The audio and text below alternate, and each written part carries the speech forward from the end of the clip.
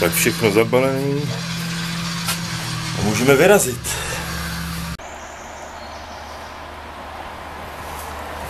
Máme tady první problém. Špatně jsem si zamontoval spacák a spadnul a namotal se do drátu. Ale naštěstí jsem si hubu nerozbil. Spacák jsem přidělal.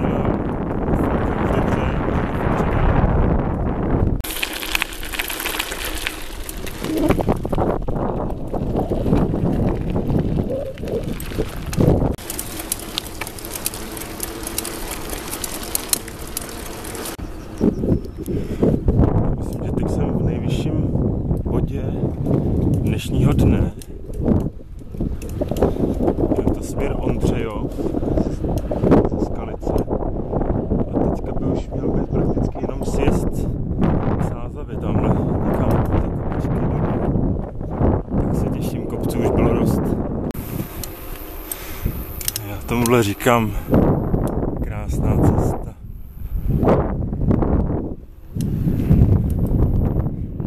Žádný auta, z kopečka to je paráda.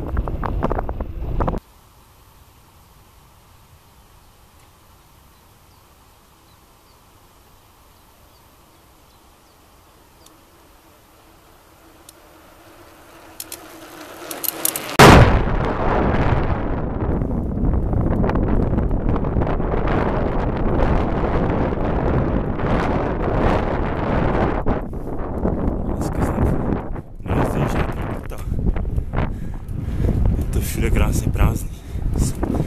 Moc rád.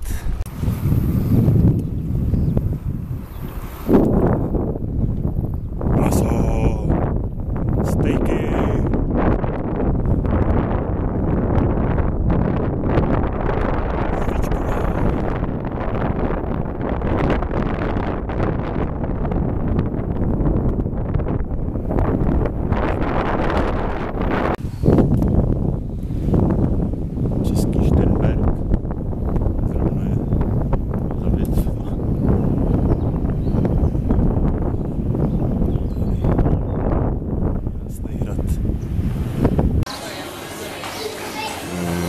Gulášek z 8, oběd pod hradem na českém Šternberku.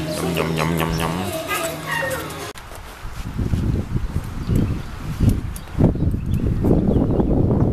To je prostě krása. Vůbec teď nevím, jestli jedu správně. Přesně tudy, kudy jsem chtěl teda. Ale je to tady moc hezký, moc se mi to tady líbí. A hlavně myslím si, že ten směr aspoň jako nějak tak mám, takže si maximálně trošku zajedu. To nevadí, silný je dost v tom Guláši.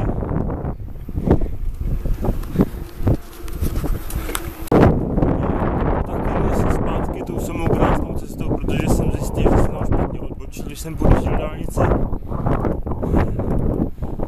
Tak.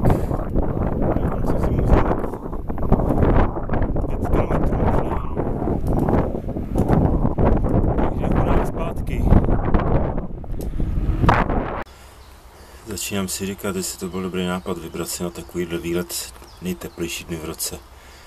No.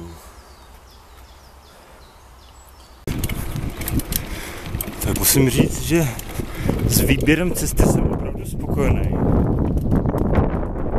Samý krásný malý silničky, případně lesní cesty, skoro bez aut. To je perfektní. Doufám, že to bude takhle i dál. Už jsem si několikrát říkal, že už jsem na nejvyšším kopečku v okolí. Že už tady nic vyššího prostě kolem není, takže už to bude dobrý.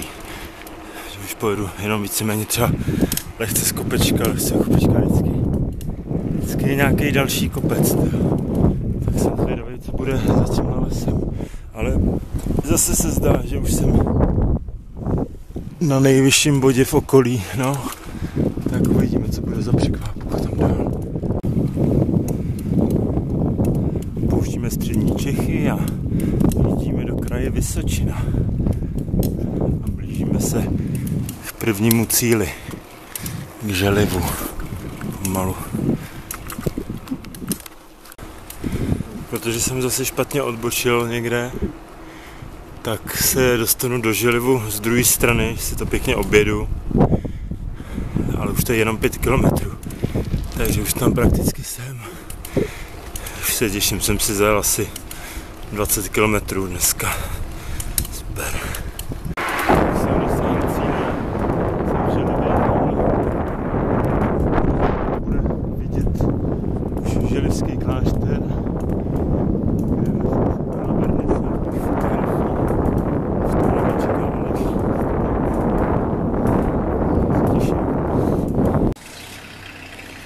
Tak jsem na místě. Tady plakátek na výstavu. A tady je klášter.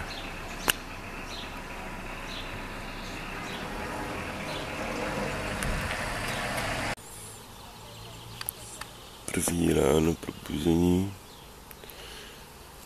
Spal jsem takhle na takovém poloostrůvku v nádrži Trnávka.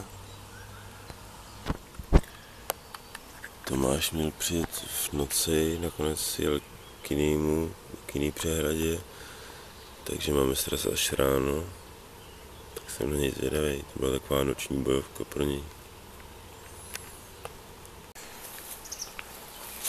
Vše připraveno na výjezd do druhého dne, směr Jižní Čechy.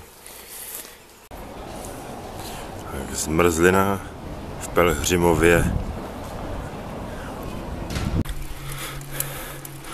Další vyšlápnutý kopeček, ale zase to stojí za to.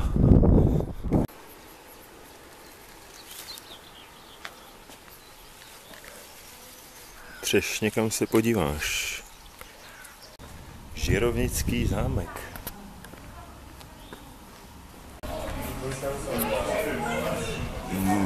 Obídek v Žirovnici.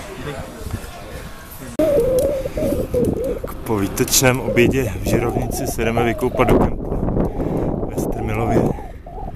Už to bude asi tam na to městečko dole pod kopcem.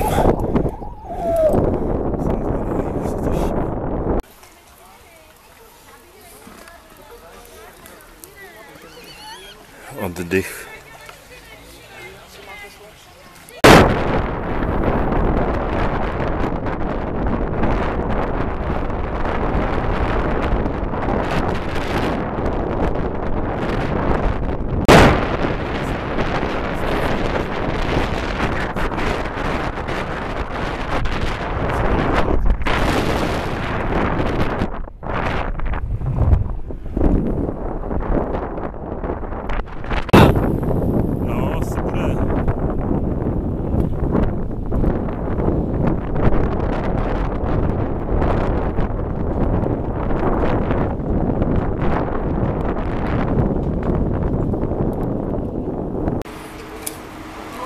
Jsme v centru Nové Bystřice, kousíček před hranicema s Rakouskem a za chvilku pojedeme sever Rakouska a zpátky do Čech.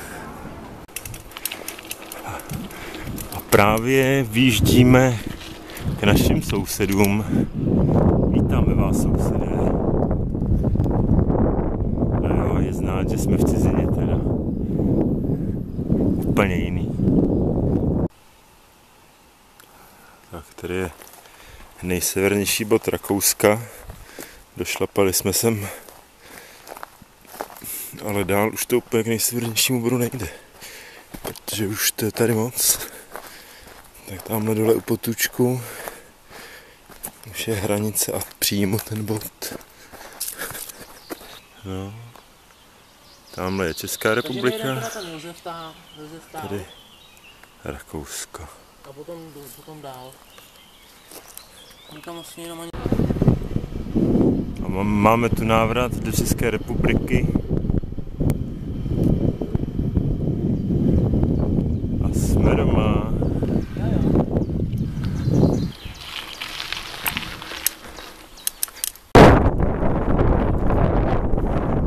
Jižní Čechy nás přivítali jak jinak než rybníky. Krásnější než druhej. Chlum potřebuje.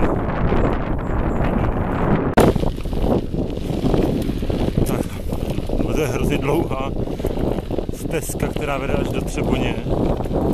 Okolo Třeboně najdeme nějaký rybník pěkný, tam dneska budeme nocovat.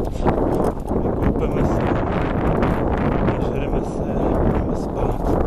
Zítra pokračujeme do Českého Krumlova a potom už na sever, trošičku směr Praha, uvidíme si, jestli není ještě plán. Tak jsme našli místečko, kde dneska budeme trávit noc. Takovýhle super rybníček. Tamhle dáme stál někam dozadu. Ale je tady komárů teda